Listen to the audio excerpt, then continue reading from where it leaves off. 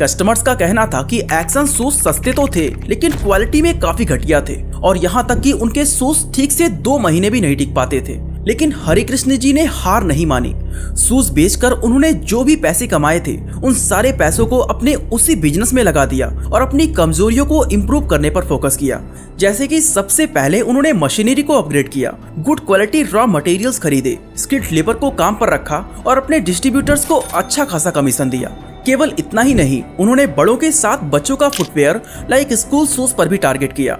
Action का school shoes वाली marketing आज भी मैक्सिमम लोगों को याद होगा। इस मार्केटिंग के बाद से एक्शन शूज हर पेरेंट्स के मन में बस चुका था, यानी कि उनके लिए एक्शन एक गो टू ब्रांड बन चुका था और मैक्सिमम लोग अपने बच्चों को एक्शन का ही शूज दिलाते थे। यहाँ तक कि कई स्कूलों में एक्शन शूज ड्रेस का पार्ट बन चुका था। हरिकृष्ण जी यहीं पर नहीं रुके, अब उन्होंने अपने प्रोडक्ट्स को डाइवर्सिफाई करना शुरू कर दिया था। बेसिक एंड स्कूल शूज बनाने के साथ ही उन्होंने sandals, sports, casual and formal shoes भी बनाना शुरू कर दिया। अपने दूसरे शूज की मार्केटिंग के लिए इस कंपनी ने काफी सारे इमोशनल एड कैंपेन चलाए थे, जिसमें वो ज्यादातर अपने प्रोडक्ट्स की ड्यूरेबिलिटी और कंफर्ट पर फोकस करते थे। यहाँ तक कि उन्होंने सचिन तेंदुलकर को अपना ब्रांड एम्बेसडर बना लिया था, जिसकी वजह से उनका पॉपुलैरिटी और भी ज्यादा बढ़ने लगा और धीरे धीरे उनको एक अफोर्डेबल रेट पर हाई क्वालिटी प्रोडक्ट ऑफर करने वाली एक प्रेस्टिजियस ब्रांड के रूप में देखा जाने लगा। आगे चलकर एक्शन ब्रांड अब इंडियन फुटवेयर मार्केट के बड़े प्लेयर्स में गिना जाने लगा था। लेकिन उसी दौरान साल 1991 में इंडियन गवर्नमेंट ने ग्लोबलाइजेशन का सहारा ले लिया, जिसकी वजह से नाइकी, एडिडास और प्यूमा जैसे इंटरनेशनल फुटवेयर ब्रांड्स अब इंडियन मार्केट में एंटर कर सकते थे। इंडिया में घुसते ही उन्होंने सबसे पहले सारे छोटे मोटे शूज ब्रांड को मार्केट से आउट कर दिया, पर एक्शन ब्रांड शेर की तरह घात लगाकर बैठा हुआ था। दरअसल नाइकी और एडिडास जैसी कंपनीज ने 3 मेजर स्ट्रेटजीज का यूज किया था, जो था ब्रांड बिल्डिंग, प्रोडक्ट इनोवेशन और मार्केटिंग। ब्रांड बिल्डिंग स्ट्रेटजी में नाइकी और एडिडास ने कंज्यूमर्स को अट्रैक्ट करने के लिए अपने लोगो और स्लोगन का यूज किया था। जैसे कि नाइकी का स्वूश लोगो और जस्ट डू इट स्लोगन दिखाता था कि ये ब्रांड उनके लिए है जो पर्सनल डेवलपमेंट और एथलेटिक एक्सेलेंस को अचीव करना चाहते हैं। वहीं एडिडास का 3 स्ट्राइप लोगो बताता था कि ये ब्रांड उनके लिए है जो क्वालिटी के साथ परफॉर्मेंस भी चाहते हैं। यहाँ तक कि नाइकी ने बास्केटबॉल के गॉड कहलाने वाले माइकल जॉर्डन और एडिडास ने great football player David Beckham को अपना ब्रांड एंडोर्समेंट के लिए हायर किया था। लेकिन एक्शन के पास नाइकी और एडिडास जैसी पहचान नहीं थी और इसीलिए इंटरनेशनल ब्रांड के इन एक्टिविटीज से काफी सारे इंडियंस इन्फ्लुएंस हो गए थे और देसी ब्रांड्स को छोड़कर वो फॉरेन ब्रांड्स के प्रोडक्ट्स यूज करने लगे। अपनी दूसरी स्ट्रेटजी यानी कि प्रोडक्ट इनोवेशन से इन कंपनीज ने एक्शन को घुटनों पर लाकर रख दिया था। दरअसल नाइकी ने अपने R&D पर काफी सारे पैसे खर्च किए और फिर एयर मैक्स और एयर जूम लाइंस वाले इनोवेटिव शूज बनाए जो कि सुपर कंफर्टेबल और हाई परफॉर्मेंट थे।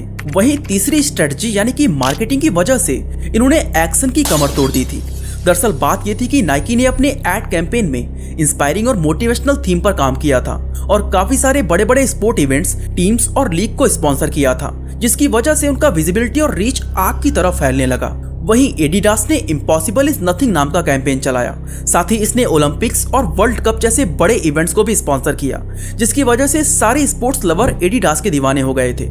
लेकिन एक्शन के पास इतने बड़े लेवल पर मार्केटिंग कर पाना पॉसिबल नहीं था। लेकिन मार्केट में बने रहने के लिए वो भी कुछ इमोशनल एड्स बनाया करते थे जो उनके कोर कस्टमर्स को टिकाए रखती थी। लेकिन जैसा कि आपको मैंने बताया कि एक्शन शेर की तरह घात लगाकर बैठा हुआ था और समय मिलते ही उसने अटैक भी किया। दरअसल एक्शन ये ऑब्जर्व कर रहा था कि इंडियन फुटवेयर मार्केट में कैसे एक नया शिफ्ट आ रहा है, जिसके ऊपर ना तो इन फॉरेन ब्रांड्स का फोकस था और ना ही किसी लोकल प्लेयर्स का। वो गैप ये था कि जैसे जैसे बाहरी कंपनीज इंडिया में पेनिट्रेट कर रही थी, वैसे वैसे लोगों का इंटरेस्ट भी बढ़ रहा था, लेकिन ज्यादातर इंडियंस उसको अफोर्ड ही नहीं कर पा रहे थे। यानी कि नाइकी और एडिडास सिर्फ अमीरों का ब्रांड बनकर रह चुके थे। इंटरनेशनल स्टैंडर्ड की क्वालिटी वाली फुटवेयर अब अफोर्डेबल प्राइस पर देने के लिए एक्शन ब्रांड ने फिर से अपनी पूरी शक्तियों के साथ वापस किया।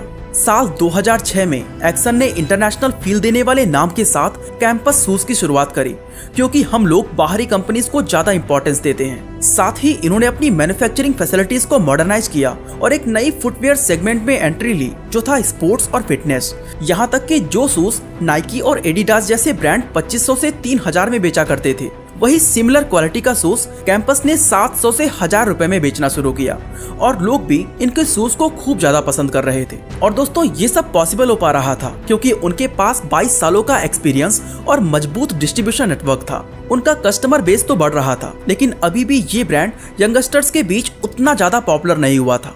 इसलिए कैंपस ने 2015 में राइजिंग स्टार वरुण धवन को अपना ब्रांड एम्बेसडर बना लिया, जैसे कि कभी उन्होंने सचिन को बनाया था। और इसके बाद ये यूथ के बीच भी काफी ज्यादा पॉपुलर होने लगा। जैसा कि हम जानते हैं कि 2016 में जियो सिम के लॉन्च होने से इंडिया में फ्री इंटरनेट की लहर आ गई थी और धीरे धीरे सारी इंडस्ट्रीज ऑनलाइन की तरफ शिफ्ट हो रही थी और इस रेस में कैंपस का नाम भी शामिल था। दरअसल 2017 में कैंपस ने ऑफलाइन और ऑनलाइन दोनों साइड में इन्वेस्ट किया था। ऑफलाइन की बात करें तो कैंपस ने खुद का 16 एक्सक्लूसिव रिटेल स्टोर्स खोला था, साथ ही अपने शूज को मल्टी ब्रांड रिटेल स्टोर्स और बड़े बड़े मार्ट्स में भी रखा। वैसे ही ऑनलाइन की बात करें तो सबसे पहले उन्होंने खुद का ई कॉमर्स वेबसाइट लॉन्च किया और फिर दूसरे ई कॉमर्स वेबसाइट्स जैसे अमेजॉन और फ्लिपकार्ट पे भी अपने प्रोडक्ट्स को लिस्ट किया और इस तरह कैंपस ने अपना ओमनी चैनल सेल्स बनाया। खैर आगे बढ़ते हुए इन्होंने अपनी मैन्युफैक्चरिंग टेक्नोलॉजी में ऑटोमेशन और AI driven quality control system को भी ऐड किया था। लेकिन तभी एक बड़ा ट्रेजेडी आ जाता है जिसकी वजह से दुनिया में सारी इंडस्ट्रीज पर भारी इम्पैक्ट पड़ता है। लेकिन कैंपस ने इस प्रॉब्लम को एक अपॉर्चुनिटी में बदल दिया था। हम बात कर रहे हैं 2020 में आई कोविड-19 पैंडेमिक की। इस पैंडेमिक के टाइम कैंपस ने ऑनलाइन प्लेटफॉर्म का सहारा लिया, वो भी कॉन्टैक्टलेस डिलीवरी ऑप्शन के साथ। यहाँ तक कि उन्होंने वर्क फ्रॉम होम वाले शूज भी बनाए जो दिखाता था कि वो अपने कस्टमर्स के लिए कितना ज्यादा डेडिकेटेड है। उनकी इस डेडिकेशन की वजह से उन्होंने 2020 में मार्केट शेयर का 15% और 2021 में लगभग 17% कैप्चर कर लिया था। इसके अलावा उन्होंने 2020 जैसे मुश्किल टाइम में भी 15 मिलियन का रेवेन्यू जनरेट कर लिया था, जो कि ज्यादातर ऑनलाइन सेल से आए हुए थे। 2021 उनके लिए एक बेहतरीन साल साबित हुआ क्योंकि एक रेपुटेड कंसल्टिंग फर्म की रिपोर्ट के अनुसार 2021 में ही कैंपस ब्रांड इंडिया का सबसे बड़ा स्पोर्ट्स फुटवेयर ब्रांड बन चुका था, जहां 2022 में इसकी वैल्यूएशन करीब $1.5 बिलियन यानी कि 12,000 करोड़ रुपए हो चुकी थी।